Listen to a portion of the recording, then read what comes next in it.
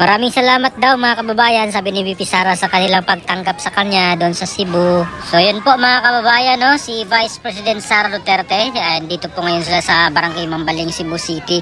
At ito ba yung itsura mga kababayan, ito yung mukha ng pinapa-impeach po nila. Ayan, grabe yung salubong ng mga tao, sobrang init. Talunan dito, talunan doon, sigawan dito, sigawan doon. Ayan. So makikita po natin mga kababayan kung gaano po ang mga taga Cebu na gaano nila kamahal si VP Sara, at tsak na hindi ito papayag na ma-impeach po nila si VP Sara Duterte mga kababayan. No, alam natin na mas marami pa rin ang mga Pilipinong nagmamahal kay VP Sara at sa mga Duterte, no, naniwala pa rin sa kakayanan or kakayahan ng mga Duterte mga kababayan, na sila lang po yung talagang may malasakit para po sa mga Pilipino, compared dito sa mga galit sa kanila, itong mga taong gustong mag-impeach sa kanya. Kaya ngayon pa lang kinabahan na itong mga congressman, no, lalo nito sa Cebu, itong pinuntahan kahapon at ngayon ni VP Sara, dahil siguro baka kasama doon sa mga pumirma, no, ng impeachment, kasi majority doon sa mga congressman sa Cebu ay pumirma ng impeachment laban kay VP Sara mga kababayan. Kaya iwan ko lang sa kanila doon kung gaano sila ngayon takot na siguro sila, or kasi yung mga tao doon ay nagpahayag na po ng kanilang mga sentimento, no, or pinapakita na po nila na mahal nila si VP Sara Duterte. Kaya good luck na lang sa kanila doon sa Cebu. Pati na rin po sa ibang mga lugar dito sa Pilipinas na mga kongresista na mga pumirma, kasi 240 ata sila lahat na pumirma, kasi may humabol nung una ay 215 lang, tapos may humabol na mga additional na congressman pa, kasi out of town daw yata or hindi nakaabot doon sa pagpirma, kaya humabol sila ng pumirma doon sa for impeachment laban kay VP Sara Duterte. Kaya good luck na lang sa kanila, dahil marami pong mga tao na ngayon ay nagpahayag na po ng kanilang suporta kay VP Sara, at ayaw nilang ma-impeach po nila si VP Sara mga kababayan.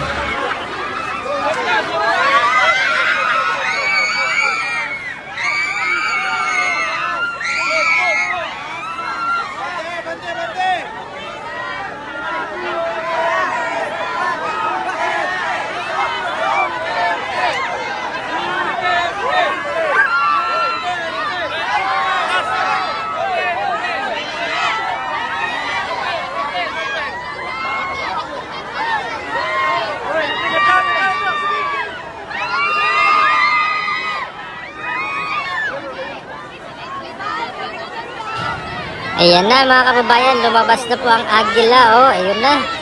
Ayan, lumabas na, or pinakita na po yung agila mga kababayan.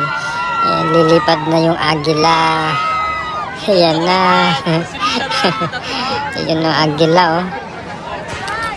Grabe.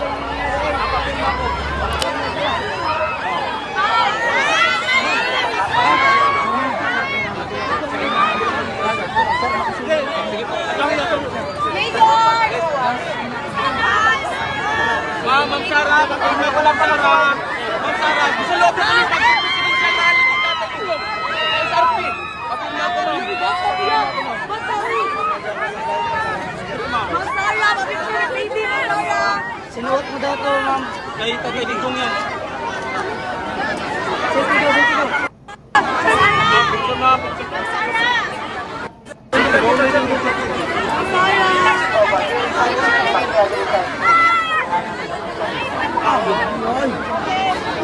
Sara, picture baby mo, Sara. Sara, picture baby mo, Sara.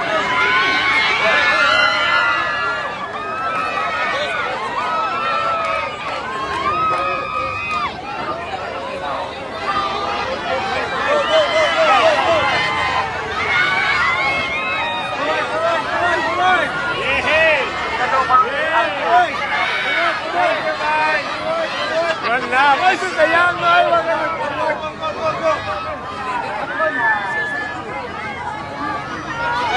Go.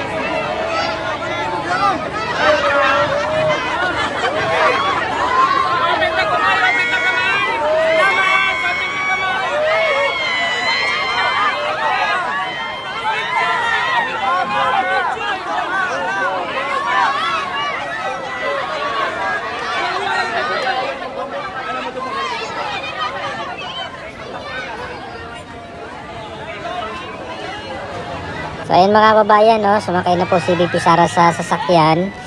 Ayan, so pauwi na po sila, pero bago po sila umalis ay wave or nagkaway-kaway muna si VP Sara. Nagpapaalam muna siya sa mga tao na aalis na po siya. Ayan, so kaway-kaway po siya. So grabe mga kababayan, no? Yung pangalawang araw, ganun din. Sobrang daming tao pa rin ang sumalubong kay VP Sara kahapon doon sa Ermita at sa Dulo Fatima. Talagang sulit na sulit din po doon yung mga tao. Grabe rin po, hindi na mahulugan ng karayom yung mga tao na pumunta. Although dun lang na area na yun mga kababayan, sa mga daanan lang, pero lumabas po yung mga tao sa mga bahay nila para magkita or makita nila si VP Sara at makapag-picture sila. Ayan, grabe. Sulit na sulit yung Cebu mga kababayan.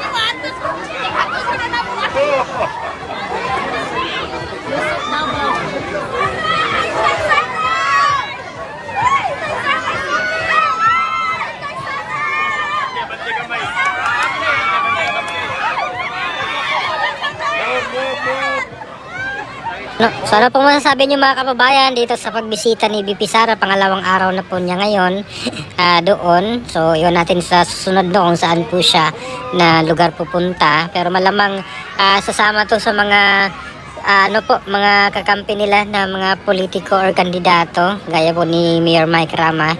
Ayan, so siguro baka bisitahin din po nila doon mga kababayan yung mga supporters or iba pang mga kandidato po ng Team Duterte. Ayan, so abangan natin sa mga susunod na mga araw mga kababayan kung ano pa po yung mga lugar or saan pa pong lugar ang puntahan ni Vice President Sara Duterte, pati na rin po si PRRD, no?